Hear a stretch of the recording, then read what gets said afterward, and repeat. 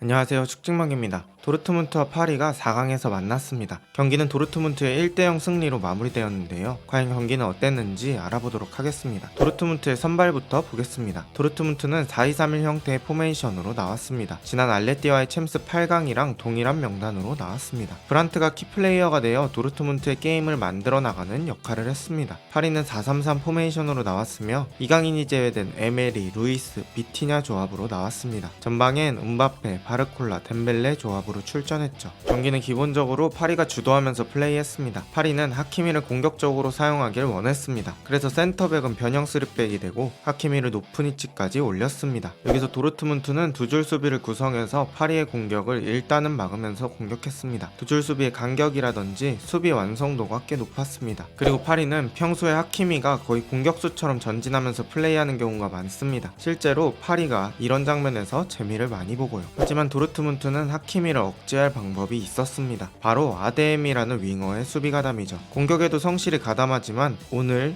유독 수비 리커버리를 많이 해주면서 하키미의 전진을 억제했습니다. 아까 도르트문트의 수비진이 많이 내려섰다고 말씀드렸습니다. 그래서 파리는 지공을 위주로 공격했고 속도를 주 무기로 사용하는 파리의 공격진의 장점이 쉽게 살아나지 못했습니다. 그래서 공격진에서 별로 전술적인 움직임은 없고 순간순간 개인 플레이로 풀어나가는 장면들이 많았습니다. 세밀한 플레이로 박스 안에 진입하기 쉽지 않았고 열리면 슈팅하는 다이렉트한 플레이가 많았습니다. 중앙에 도르트문트 수비진이 많아서 공은 계속 사이드로 흐를 수밖에 없었습니다. 하지만 가운데 공격수는 음바페였죠. 제공권이 강한 것도 아니고 타겟터도 아니었기 때문에 높은 크로스가 올라가지 못합니다. 그래서 파리는 낮은 크로스만 하게 되고 당연히 먼 거리 낮은 크로스는 성공할 확률이 적습니다. 도르트문트는 경기를 수비적으로 운영하면서도 상대가 골킥을 하는 상황이 있으면 엄청 높은 위치에서 1대1 압박을 걸어서 파리가 쉽게 빠져나오지 못하게 만듭니다. 어쩌다 이런 압박을 풀어도 윙어인 아데에미가 적극 커버를 가주면서 파리의 역습을 저지했습니다. 전반전에 아데에미의 리커버리가 전술적으로 상당한 효과를 봤습니다. 도르트문트는 두 줄 수비와 전방 압박을 섞어가며 한 번의 기회를 노렸습니다. 그리고 그 한 번의 기회는 왼발 센터백 슐로터백으로부터 시작됩니다. 정말 평범한 빌드업 상황에서 파리가 위쪽으로 밀고 올라오다가 순간적으로 오프사이드 라인이 깨졌고 이때 슐로터백이 필크루크에게 뒷공간 패스를 넣어줍니다. 여기서 필크루크의 퍼스트 터치가 정말 예술입니다. 지금 제가 표시한 지점까지 공이 굴러갈 정도로 터치를 합니다. 속도도 죽지 않으면서 상대가 쉽게 따라오지 못하는 각도로 쳐놓은 거죠. 그리고 골대 쪽을 한번 눈으로 확인하면서 골대의 위치와 골키퍼의 위치를 대략적으로 확인해 놓습니다. 이 상황에서 자세 딱 낮추고 슈팅은 바운드가 바로 올라오는 시점에 눌러 때립니다. 슈팅이 물수제비처럼 날아갑니다. 골키퍼 입장에선 낮고 빠르기 때문에 대응할 수가 없죠. 경기는 1대0으로 도르트문트가 앞서갑니다. 넣을 거 넣는 스트라이커가 얼마나 중요한지 챔스 4강이라는 큰 무대에서 보여주는 필크루크입니다. 전반은 이렇게 1대0으로 종료됩니다. 오늘 지공에서 별로였던 파리는 역습을 노려야 했죠. 그래서 상대가 코너킥이나 프리킥 할 때 앞쪽에 숫자를 많이 투자하는 순간을 노려야 했습니다. 지금이 바로 그 순간입니다. 파리는 선수들의 빠른 발을 이용해서 지금처럼 5대5 상황에 역습을 만듭니다. 이 상황에서 음바페에게 공이 전개되고 음바페가 좋은 가마차기를 선보이지만 이 공이 하필이면 골대 안쪽에 맞습니다. 보통 골대 맞고 들어갈 법도 한데 맞고 뒤로 튕겨 나옵니다. 이어지는 상황에서 하키미가 바로 슈팅을 하지만 또 골대에 맞으면서 큰 두 번의 기회가 날아가 버립니다. 저 상황 이후에 오히려 도르트문트의 공격이 거세졌고 후반전 공격의 중심에는 제이든 산초가 있었습니다. 오른쪽에서 누누 멘데스 상대로 높은 돌파 성공률을 보여주며 파리의 좌측 수비를 많이 괴롭혔죠. 지공도 안 되고 공격 기회도 줄어든 파리는 교체로 변화를 주는데 그 카드가 좀 의문의 카드였습니다. 바르콜라를 빼고 콜로무아니를 투입시키는 루이스 엔리케 감독입니다. 파리가 지금 겪고 있는 문제는 지공 상황에서 이렇다 할 공격 방법이 없었다는 거죠. 이걸 해결할 방법은 두 가지입니다. 높은 크로스 플레이를 통해서 공격하는 방법 혹은 좁은 공간이라도 창의적인 플레이메이킹으로 뚫는 방법. 무아니는 이 두 가지에 능한 자원이 아닙니다. 콜로무아니는 속도가 빠르고 넓은 공간이 있을 때 활용도가 올라가는 자원입니다. 그런 부분들은 이미 음바페나 덴벨레가 채워주고 있죠. 게다가 최근 득점 흐름만 봐도 라모스와 차이가 많이 납니다. 무아니는 2월 11일 득점을 제외하고 파리에서는 골맛을 보지 못했습니다. 하지만 라모스는 최근 5경기에서 5골을 넣고 있습니다. 그만큼 컨디션이 아주 좋죠. 이런 상황에서 무아니를 투입한 건 이해가 가지 않습니다. 파리는 이후 무기력한 시간을 보내면서 경기는 1대0으로 종료되며 도르트문트가 가져갑니다. 도르트문트 입장에선 아데에미를 수비 가담에 많이 투자하면서 하키미의 공격을 잘 억제한 것 그리고 안정적인 수비력에 필크 퓨크루크의 결정력까지 조화가 잘 이루어진 경기였습니다. 반면에 엘리케 감독은 홈에서의 경기가 남았으므로 일단 그렇게 무리하는 모습은 아니었습니다. 하지만 이번 경기에서는 파리의 공격이 효과적인 장면이 별로 없었으며 도르트문트가 파리 원정에서 선수비 후역습으로 나오면 어떻게 대처할지에 대한 고민이 필요할 것 같습니다. 이번 영상은 여기까지입니다. 좋은 하루 되세요.